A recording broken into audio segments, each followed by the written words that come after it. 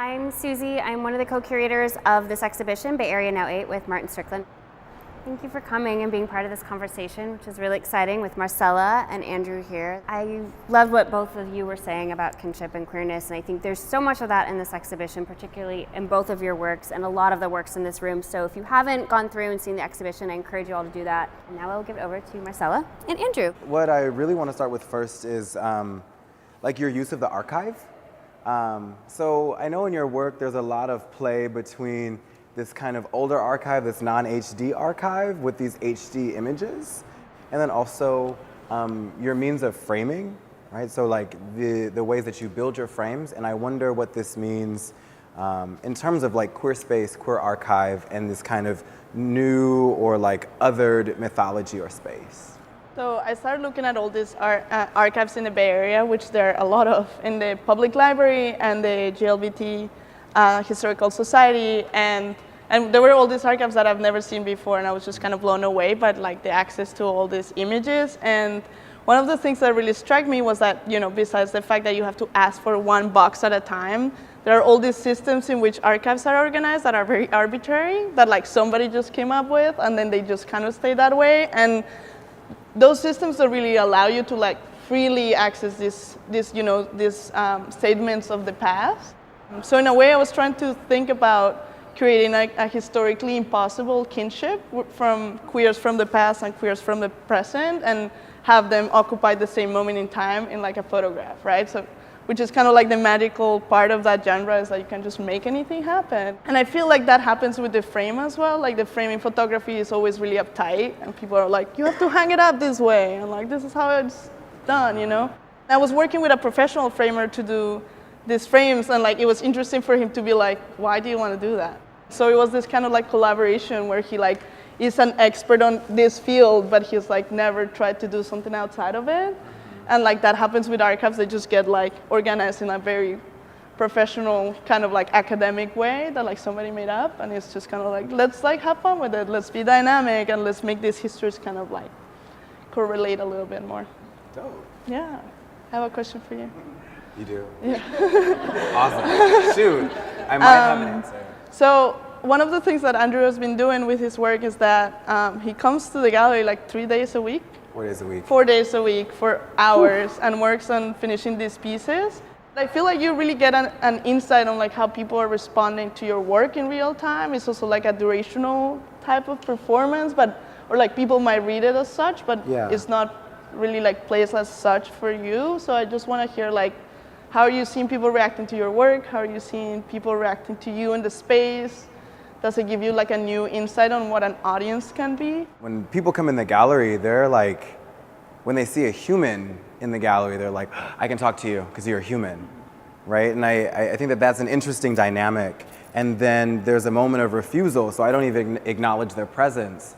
And sometimes that makes people actually just walk by because they're like, oh, he doesn't like me, right? There's a strange psychology that happens when we're not acknowledged in space.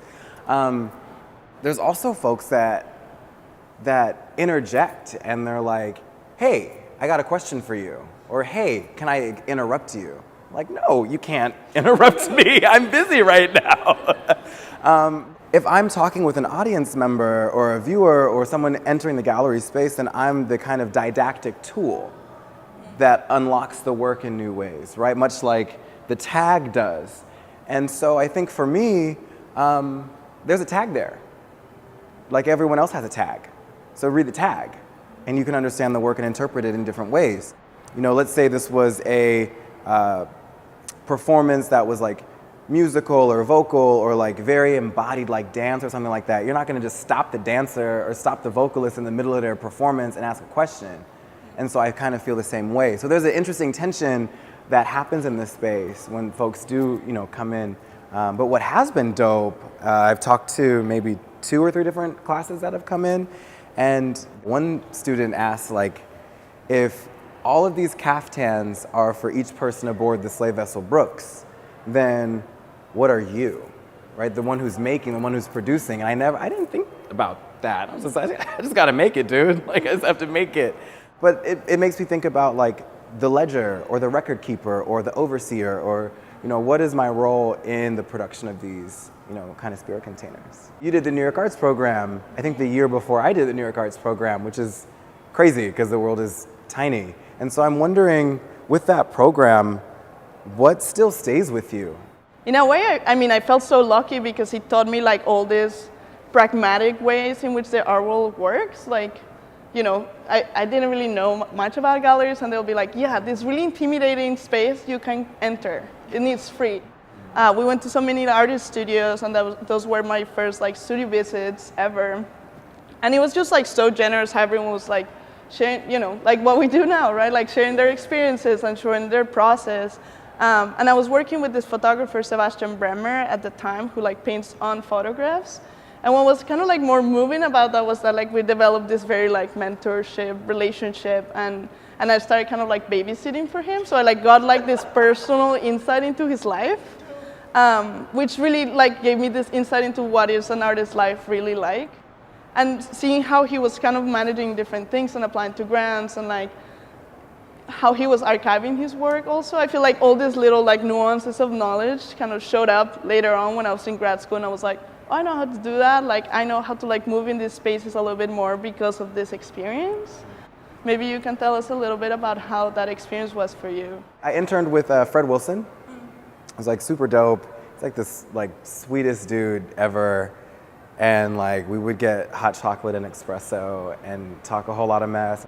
I also was really interested in like the barbershop, and I did a whole lot of work around the barbershop, and I went to these like barber battles. It's like so cool. I never even knew it was a thing, but like they'll take a venue, and then they'll have like lightning rounds. They'll have like cut a high top fade or do an embellishment or like all this crazy stuff. And so I was like photographing at a barber battle, which was amazing. What New York Arts program taught me was just like how to hustle, because we didn't have studio space. So I was like using the boiler room to dry my cyanotypes as my dark room, and like I was printing in New Jersey because my dad lived in Jersey, so I would spend the weekends in Jersey with my family, and yeah, that was a wild experience. What is your favorite sweet confectionery delight? Tiramisu. It's perfect. Amy made a tiramisu for my birthday, and it was so good. I love it. Do you have rituals in the studio? And if not in the studio, just like how do you keep going in your life in like a place that like displays artists all the time, and like how do you like cope with being here? One thing that I do all the time is when I start new projects, I sweep my studio, and I guess it's like a way to like clean my space, or to like restart, or to reset. I mean, there's also like a lot of unfinished things everywhere in the studio. I feel like most studios are like that for folks who are working artists. Yeah, that's it. Yeah. Thank you all. Thanks, y'all.